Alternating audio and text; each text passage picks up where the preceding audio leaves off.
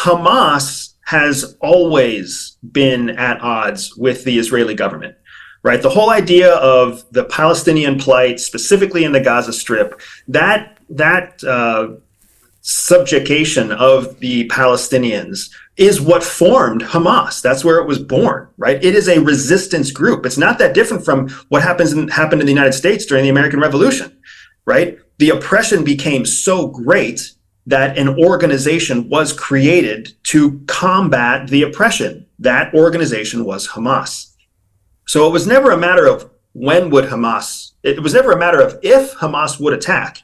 It was always a matter of when and how. And it's a question of when will they have the right combination of opportunity, timing, and funding, because one of the things that Hamas in Gaza doesn't have is any internal tax base. It can't create its own standing army. It can't create its own professional systems. It can barely keep its people alive. And that's the same thing happening in the West Bank. So when we look at the conflict that's happening right now between Israel and Palestine, it's not a fair fight. It's not even close to a fair fight. It's an oppressive force, the Israeli government, continuing to exert their oppression against the Palestinian people in the Gaza Strait, right? And it's frustrating and it's sad because we forget that it's even there, right? It's been happening for decades, and most of the time the rest of the world forgets that it's happening. But the Muslim world is very, very aware of it.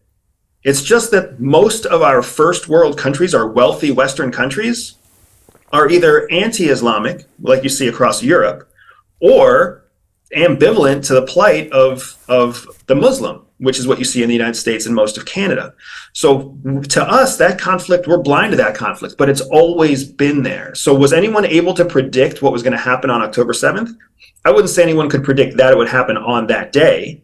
But a big part of why it was so difficult to predict was because everyone knew something would happen at some point. We just didn't know if it would be October 7th or December 7th or, March 7th, 2024. It's one of those, it's like a pot that boils over.